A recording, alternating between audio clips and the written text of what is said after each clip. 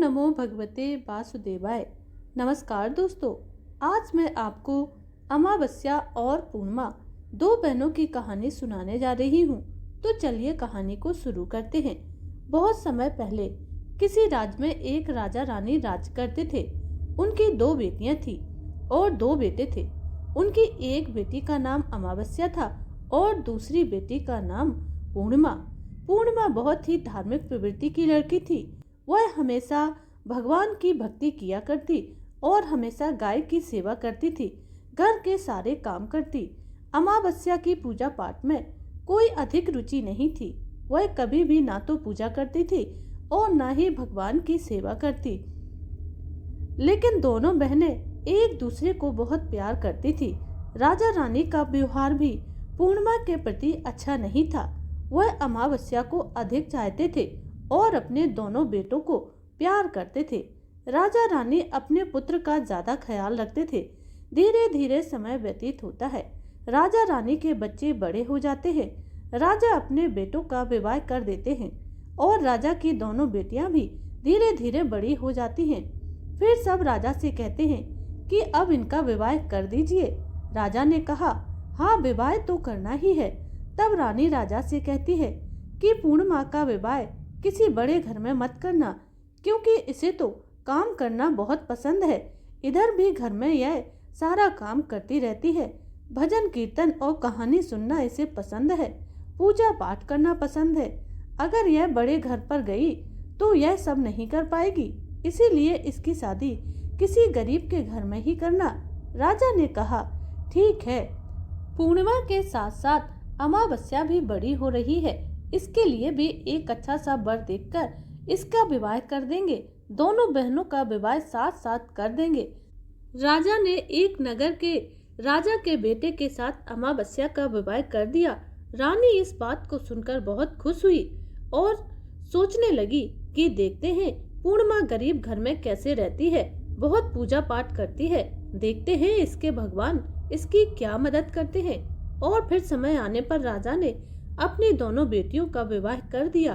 अमावस्या को बहुत सा धन देकर विदा किया, लेकिन पूर्णिमा को कुछ भी नहीं दिया। उसे बहुत प्यार करते थे क्योंकि वह अपनी भाभीयों का काम में हाथ बटाती थी, लेकिन अमावस्या उन पर रौब जमाती थी। फिर अमावस्या पूर्णिमा दोनों अपनी अपनी ससुराल चली गईं। एक बार की बात है, अमावस्या ने अपने ससुराल में भगवान का पूजा पाठ रखा, जिसमें उसने अपने सभी मायके वालों को बुलाया, लेकिन अपनी बहन पूर्णिमा को नहीं बुलाया। सभी लोग पूर्णिमा से कहने लगे कि तुम्हारी बहन ने अपने घर पर शिव की चर्चा रखी है, पूजा पाठ रखा है और तुम नहीं गई। तो पूर्णिमा कहती है कि मेरी बहन ने मुझे बुलाया ही नहीं है। जब उसने बुलाया नहीं तो मैं ऐसे कैसे जा सकती हूँ।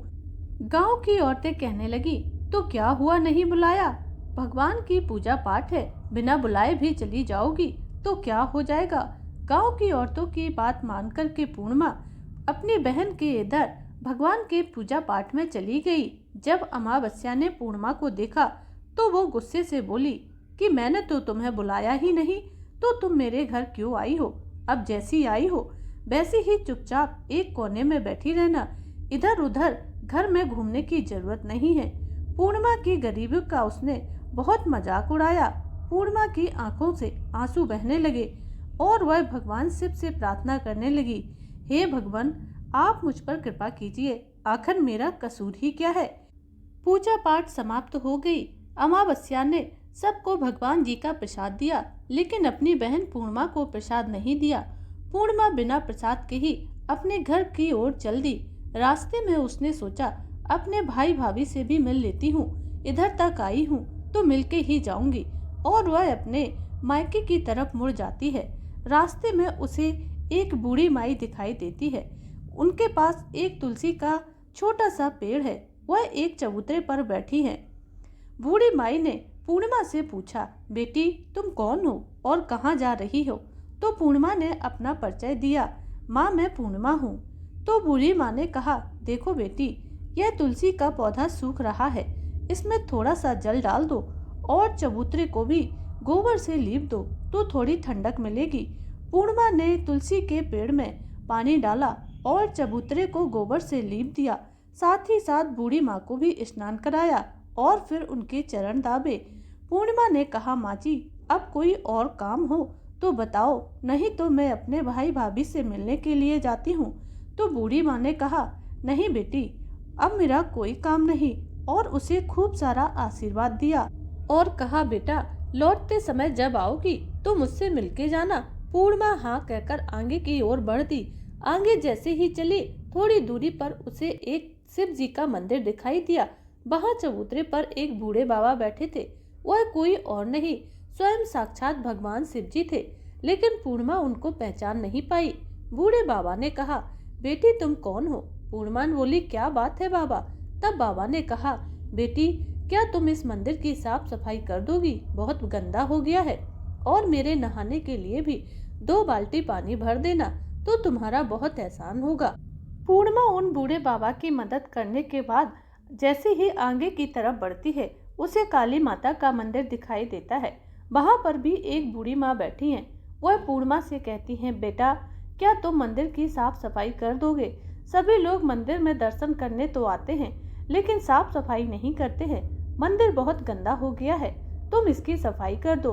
पूर्णिमा पूरे मंदिर की बहुत अच्छी तरह से सफाई कर देती है, साथ ही साथ काली माँ का श्रृंगार भी करती है। उसके बाद माँ का आशीर्वाद लेकर के आगे की ओर बढ़ जाती है। रास्ते में उसे एक नदी मिलती है। नदी के किनारे एक बूढ़ी माई बैठी हैं, जो कि साक्षात गंगा जी ही हैं। पूर्णिमा उनको प्रणाम करके अपने मायके की ओर निकल गई। सुबह जब मायके में जाने के लिए तैयार हुई तो भाभी ने उसे एक लाल साड़ी पहनने को दी और कहा, ननद जी इस साड़ी को पहन लो, और हाँ जल्दी जल्दी आया करो, बहुत दिनों के बाद आई हो। तब ननद ने कहा, ठीक है, बाद में आप जब भी मुझे बुलाओगी मैं आ जाऊंगी। फिर जल्दी से वह लाल साड़ी पहन ली, 16 श्रृंगार किया। भाभीियों ने बैग भर भर के उसे सामान दिया, धन और गहने दिए। पुरवासिया घर से निकल गई। चलते चलते रास्ते में वही नदी मिली। जब वह नाव में बैठकर उसे पार करने पहुंची तो वही बूढ़ी माँ मिली, जो कोई और नहीं बल्कि गंगा माँ थी। उन्होंने कहा, बेटी आ गई अपने मायके से? फिर गंगा माई उसको एक थैला देती है। उस थैले को लेकर के पूर्णिमा आगे की ओर बढ़ जाती है और उसे रास्ते में वही काली माँ का मंदिर मिलता है। काली माँ भी उसे एक बड़ा सा थैला देती है। चलते चलते पूर्णिमा थक गई थी, इसीलिए शिव जी के उसी मंदिर के पास आकर चबूतरे पर बैठ गई। वहां पर वही शिव बाबा मिले और वह भी पूर्णिमा को एक थैला देते हैं, जिसे लेकर वह आगे बढ़ गई। और रास्ते में वही तुलसी की सेवा कराने वाली बूढ़ी माई मिलती है और वह भी पूर्णिमा को एक सामान से भरा हुआ थैला देती हैं। थैला देने के बाद सभी ने पूर्णिमा से कहा था कि इन थैलों को रास्ते में मत खोलना, घर जाकर ही खोलना। पूर्णिमा जब घर पहुंची तो उन 5 थैलों को खोलने लगी। पहला थैला जो कि उसके मायके में भाभी ने दिया था, सबसे पहले उसने उसी को खोला। उसमें खाने पीने का बहुत सारा सामान था और कपड़े वगैरह थे। उसने अपने बच्चों को खाने पीने की चीजें दी और उनको कपड़े पहनने के लिए दिए। बच्चे नए कपड़े पहनकर बहुत खुश हो गए। दूसरा थैला जो कि गंगा माई ने दिया था, उसमें फल और मिठाइयाँ भरी हुई थी। बच्चे उनको खाकर बहुत प्रसन्न हो गए। तीसरा थैला जो कि काली माता ने दिया था, उसमें 16 श्रृंगार भरा हुआ था। चौथा थैला जो कि भगवान शिव ने दिया था, उसमें खुशियां थी, धन संपत्ति सब कुछ था। तुलसी माँ जो कि उन्होंने 5वां थैला दिया था, जब उसने उसको खोलकर देखा तो उसमें चावल गेहूं सब कुछ भरा हुआ था। किसी प्रकार की घर में कोई कमी नहीं थी। अब तो पूर्णिमा के घर में भी धन संपत्ति आ गई। जैसे ही उसने भगवान के उन 5 थैलों को घर में खोला, उसका घर खुशियों से भर गया, धन दौलत से भर गया, धन धान्य से भर गया। किसी भी चीज की उसके घर में अब कमी ना रही। पूर्णिमा ने भी अपने घर में शिव की चर्चा रखी और सबको अपने घर में बुलाया। वह अपनी बहन के घर भी गई उसको बुलाने के लिए। जब अमावस्या अपनी बहन के घर शिव चर्चा में आई और उसने अपनी बहन के घर की धन दौलत को देखा तो आश्चर्य में पड़ गई और फिर अमावस्या से पूछा कि तुम्हें इतना सारा धन दौलत कैसे प्राप्त हुआ है। तब पूर्णिमा ने कहा, देखो बहन, तुमने शिव चर्चा में मुझे नहीं बुलाया था, फिर भी मैं बिना बुलाए तुम्हारे घर गई थी, लेकिन तुमने मुझे प्रसाद तक नहीं दिया। फिर तुम्हारे घर से आने के बाद मैं मायके चली गई। फिर सब बात उसने अमावस्या को बता दी। अमावस्या ने कहा कि मैं भी अपने मायके जाऊंगी, तुम भी मुझे प्रसाद मत देना। लेकिन पूर्णिमा ने कहा कि भगवान का प्रसाद है, मैं तो सबको दूंगी। लेकिन अमावस्या ने भगवान का प्रसाद लेने से इनकार कर दिया और अपने घर जाकर बच्चों से यह कहकर मायके मिलने के लिए चली गई कि वह अभी वापस आती है। चलते चलते उन्हें वही तुलसी माई मिली। उन्होंने कहा, बेटी ये चबूतरा धुल दो और तुलसी में पानी डाल दो। तो अमावस्या कहती है, ये बुढ़िया, मैंने इतनी महंगी साड़ी पहन रखी है, ये गंदी हो जाएगी, मैं कोई काम नहीं करूंगी। आगे चलकर भोले बाबा मिले। उन्होंने कहा, बेटी मंदिर की सफाई कर दो। काली माता ने भी मंदिर की साफ सफाई करने के लिए कहा, लेकिन अमावस्या ने मना कर दिया। थोड़ी दूरी पर चलने पर गंगा माई ने उसे रास्ता पार कराने के लिए कहा। उसके लिए भी अमावस्या ने मना कर दिया और वह अपने मायके के लिए चल दी। मायके में जब पहुंची तो भाभियां उसे देखकर कुछ ज्यादा प्रसन्न नहीं हुई, क्योंकि जब पूर्णिमा आई थी तो वह बहुत ज्यादा खुश हुई थी। क्योंकि जब पूर्णिमा शादी से पहले मायके में रहती थी तो भाभियों के साथ घर का सारा काम कराती थी, बल्कि अमावस्या तो घर में रहकर भाभियों पर रौब जमाती थी। इसीलिए वह अमावस्या को देखकर अधिक प्रसन्न नहीं हुई। एक दिन रुकने के बाद अमावस्या अपनी भाभियों से घर जाने के लिए कहती हैं, तो भाभी कहती हैं, ठीक है चली जाओ। अमावस्या अपनी भाभी से कहती है, जब पूर्णिमा आई थी तो तुमने तो उसे थैला भर भर के सामान दिया था और मुझसे खाली हाथ जाने के लिए कह रही हो। तो भाभियां कहती हैं, तुम घर जाओ, हम तुम्हें घर पर ही थैला भेज देंगे। इस तरह वह रास्ते में चल पड़ी। रास्ते में उसे गंगा माई और काली माता मिली। उनसे भी वह यही कहती है कि आपने पूर्णिमा को तो भर भर के सामान दिया है, फिर मुझे क्यों नहीं दिया। तो गंगा माई कहती हैं कि बेटा तुम घर जाओ, तुम्हारा थैला और सामान घर पर पहुंच जाएगा। शिव जी और तुलसी माता भी उससे यही कहते हैं कि तुम्हारा सामान और थैला घर पर पहुंच जाएगा। जब वह घर पर पहुंचती है तो घर के आंगन में 5 थैले सामान से भरे हुए रखे हैं। वह फटाफट से उन थैलों को खोलने लगती है, लेकिन देखती है कि उन थैलों में कोई सामान नहीं है, बल्कि कंकड़ पत्थर भरे हुए हैं। किसी में मिट्टी भरी है तो किसी में सांप बिच्छू है। उन सबको देख कर के अमावस्या अपना माथा पीट लेती है और कहती है, भगवान हमें मायके से भी कुछ नहीं मिला और इधर भी हमें किसी ने कुछ नहीं दिया।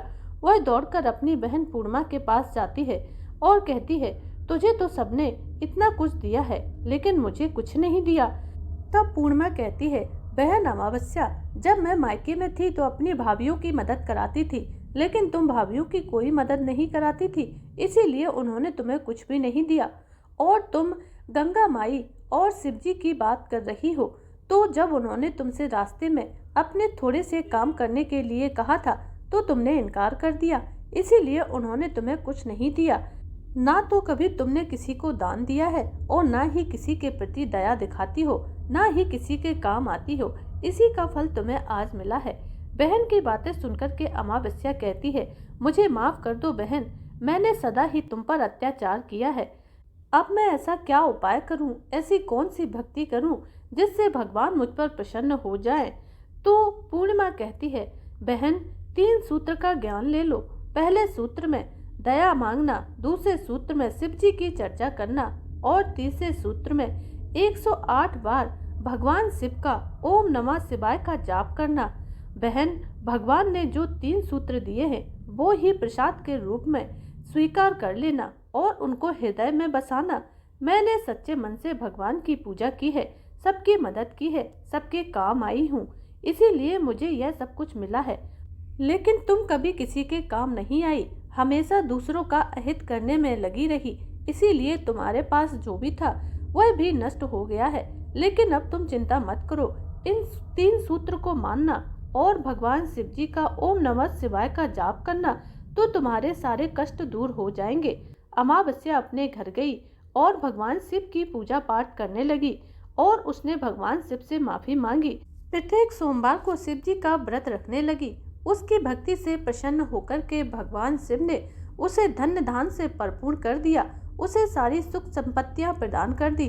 अब वह पहले की तरह अपने घर में सुखी रहने लगी और उसके पास अब किसी भी चीज की कमी नहीं थी। तो बोलिए भगवान शिव शंकर की जय, बोलिए भोलेनाथ की जय।